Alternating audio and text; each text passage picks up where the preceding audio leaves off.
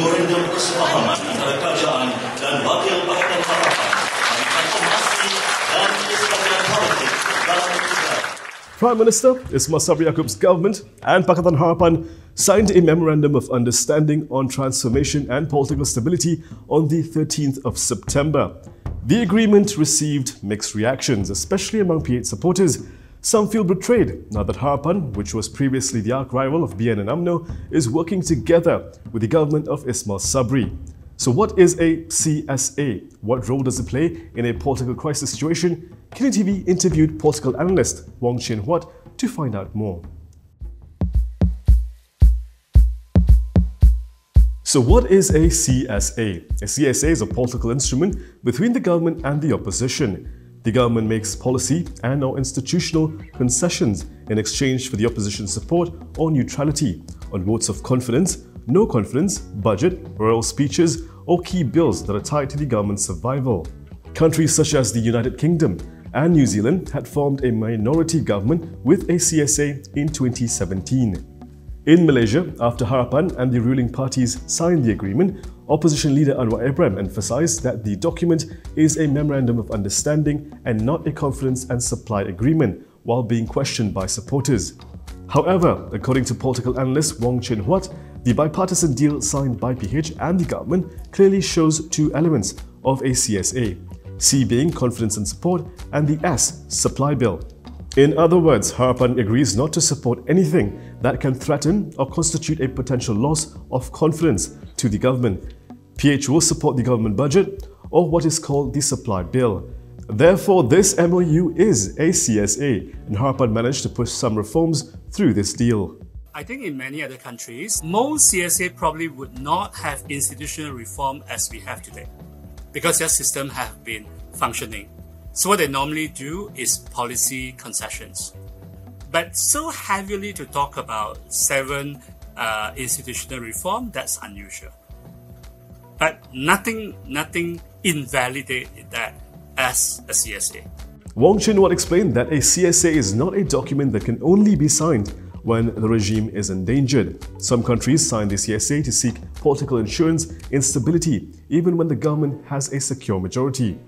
I find it even more problematic for the opposition to justify this MOU by saying that a CSA is inherently inferior because it constitutes a concession or recognitions of the government legitimacy.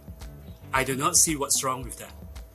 If you cannot form the government, why should you keep on denying the government legitimacy? Legitimacy comes only from the majority. And nothing wrong for a government with a majority to seek further protection, like buying a political insurance to sign up to a CSA. In New Zealand, after the 2008 election, the National Party won 58 out of 122. All they need is just 4 seats. And that's good enough. They could have signed, but they end up signing 3 CSA with 3 different parties. So this is signing more than what you need to ensure a majority. Why? People want to buy insurance. Wong Chin Huat said it is understandable that many, especially supporters of PH, cannot accept this bipartisan deal because for years the opposition has been emphasizing the importance of 2 coalition systems. They believe that in politics it is either friends or enemies. Both sides can never negotiate. Even though this CSA can push political reform, emotionally it is difficult for them to accept. True coalition system is the political first love of many opposition supporters. They still imagine that they can go back to the past, that their coalitions can win an outright majority and therefore doesn't have to negotiate with others. The opposition, PH, will get into power on its own. Now, the first love has long gone. But these people cannot put it down. They're stuck, right? It's like, that's the only thing I want. I do not want anything else. So they blame everyone. I can understand how they feel betrayed, but my suggestion is you have to move on. Your first love is gone, right? Accept the reality. Judging from some foreign examples, a CSA is able to prevent political turmoil and focus more on policy making. For Ismail Sabri's government, with the ceasefire among parties, it would likely survive at least up to July, concentrating on governing the country without worrying about any rebels from its camp. For example, signing the CSA can also prevent the government from having a bloated administration, as there is no need to use official positions to buy off support. The Prime Minister can also take action on ministers who do not perform. Whereas for Harapan, Wong Chin Huat said this deal would help them stay relevant, as finally, the opposition views will be considered and incorporated into government policy. This changes a lot for the opposition. Previously, they were used to not making a difference or being ignored by the government that adopted an adversarial approach throughout the years.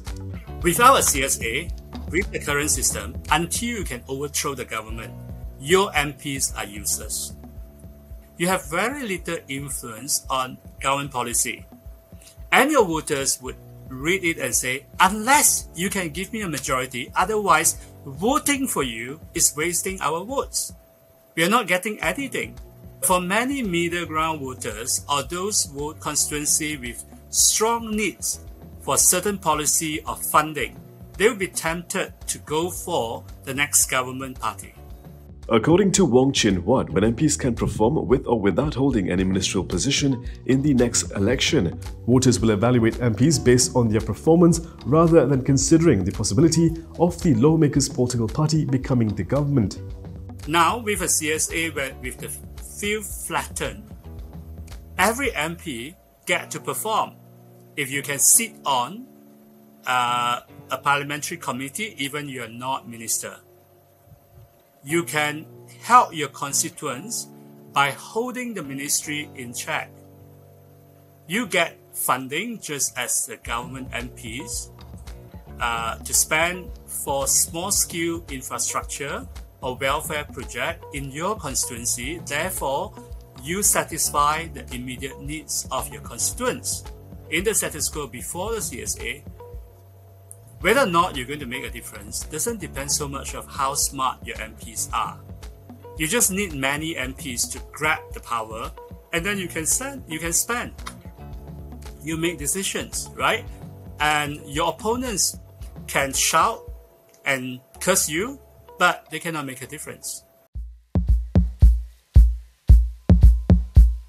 Wong Chin Huat believes the CSA will also be able to resolve a hung parliament instead of having to buy support. This also means the parties can no longer rely on the strategy of demonizing their opponents to gain votes, as everyone could be a potential future coalition partner. Imagine that the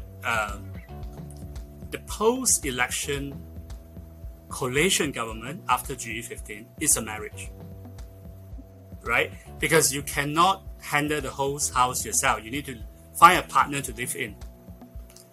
But before you come to that stage, you are competing with your future partners, right? You need to pick one of your competitors to join to take the house. Now, if you have been telling your family members and say, all my competitors are devils, we cannot live with them. Now you want to get married with them, of course your family will oppose to it, right? Now you get yourself into trouble. Over the years, our country has seen a one coalition predominance and has never been in a hung parliament situation. But this would be the new norm for the future. And when that happens, Wong said the CSA allows politicians to focus more on policy, become more professional, and ensure national stability. So what we are going to see is our politics, while it's not going to be as decisive as in the past because you have more negotiations. In other words, politics as an art in Malaysia would have to be upgraded, not being more cunning, but being smarter in positioning. That I'm different from my competitors, but at the same time, I'm still willing to work with them after election. So you don't have to worry that our competitions would go out of hand. Now, how do you adjust? You adjust by getting more serious on policy. Wong added that the political landscape is now transforming to form a dynamic stability. You see, during BN time, when you have one coalition predominance, You may have stability, but there's no competition. Therefore, you suffer corruptions. Right? In the 22 months, you finally have competition, effective competition, because you have a changed government. But because that system was so majoritarian, or winner takes all, the party fought each other in a cutthroat manner. So you have no stability. And you find that even the competitions has become hollow with party hopping and so on, right? What we are moving forward to is a different game where you're going to have competitions and you're going to have stability, and to link these two things together, they need to become professional. Wong Chin Huat believes that when parties no longer use the old tactics of spending money and fanning up sentiments in ceramahs, this would improve the ethnic relations among Malaysians. This MOU signed between Harapan and the government is also a form of compromise in democracy after the split during the election. He says it is a rehearsal of potential future coalitions among parties in the next general election. So it becomes a more sophisticated game that you cannot just go on ceramah and say, the other sides are evil, we are angelic, vote us in. This was the game up to 2018. No more. Yeah, I can understand that even some politicians feel very stressed out. It's a new game. So it's not enough for you to have a politician who know how to kiss babies, to shake hands. Some MPs love those jobs. They would hate all this parliamentary reform because they're going to force them to pick new skill, to learn about policy. It's the maturing of our democracy. I have every reason to be excited, and I cannot find any reason for me to feel pessimistic at this moment. I'm not saying that there would not be challenges, there would not be hurdle, no obstacle, there would be. But I believe we are now in a better position to move forward